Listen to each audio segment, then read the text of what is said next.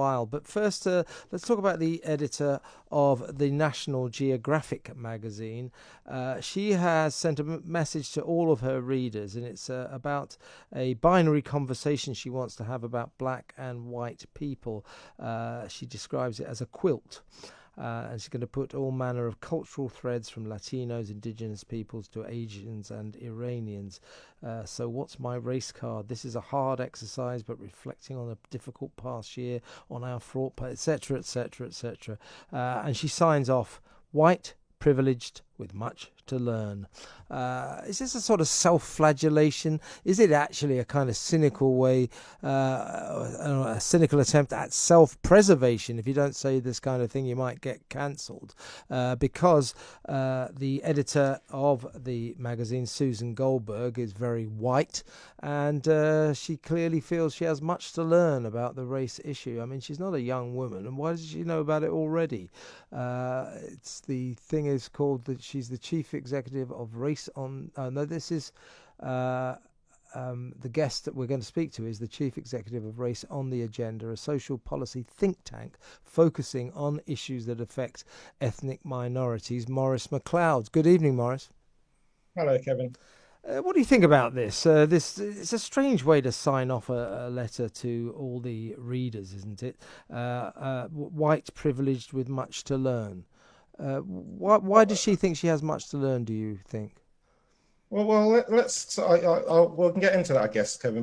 But the first thing is, why does anyone care how she signs off her email? You know, as you said, this is part of a bigger project that National Geographic are doing, where everyone's they're asking people to send in 6 words that define their relationship with race.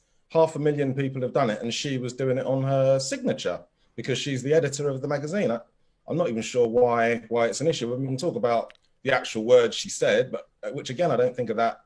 You know, she said she's white. Why do you think she's got much to learn, Maurice? You know, I mean, why does she think? Why do you think she thinks she has much to learn? I mean, she's a mature woman. I mean, she's not no spring chicken. She's been around a bit. Shouldn't she know about these things already?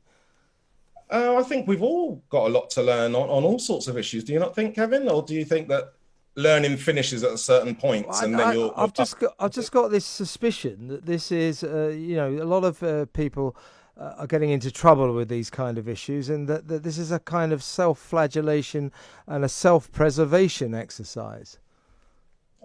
Where's the flagellation? She's saying facts, isn't she? Well, She's white, she's privileged. She does have stuff to learn. What's the flagellation? Well, why does she classify herself as white and privileged? I mean, she's going to certainly classify herself as white, but why privileged?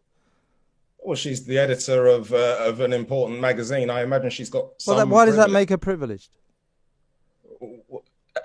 Sorry, I'm not even sure what you're asking. You're asking why an editor of an important magazine has privilege. Well, that's successful. That's successful, but I don't see quite why that makes her privileged necessarily. It could do. She's classifying herself as privileged. I mean, privilege means she has more access to her rights than maybe some other people. So because of her platform, because of her ability to speak out, she has more access to the rights that we all should have than some other people. That's what privilege is. And she's right. She does have some. Nothing wrong with saying that. I don't see it as self-flagellation, or I'm not sure why it's even that interesting a story. She said 6 words that were all true. Well, I just think it's a bit ridiculous. I don't understand why you would say what with much to learn about what.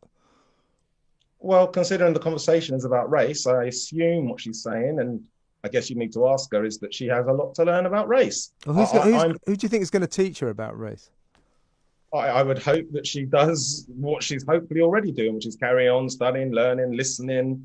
I'm 52 years old and I'm black and I've lived in Britain. I've got a lot to learn about race. So why wouldn't she? I don't see why that's contentious. Why do you think we all have? Okay, you know, I'm not seeking to have a row here, Maurice. I want to learn myself. Why is it that we all seem to be classifying ourselves as people who need to learn? Why didn't we know this before? I mean, these aren't particularly difficult issues, are they? You would think not. Equality shouldn't be difficult, and yet here we are in 2021, and we still don't have it. So there's obviously you don't have a society that has racist outcomes without any racist people. So we all need to look at our relationship, I would argue, to race, and that's what she's saying, and good for her. Fair enough. Good point. Well done. Well made, Maurice. Thank you so much for your time. Maurice Mcleod there, Chief Executive of Race on the Agenda, a social policy think tank focusing on issues that affect ethnic minorities. I'm Kevin O'Sullivan, and this is Talk Radio. Online and on your smart TV. Talk Radio TV.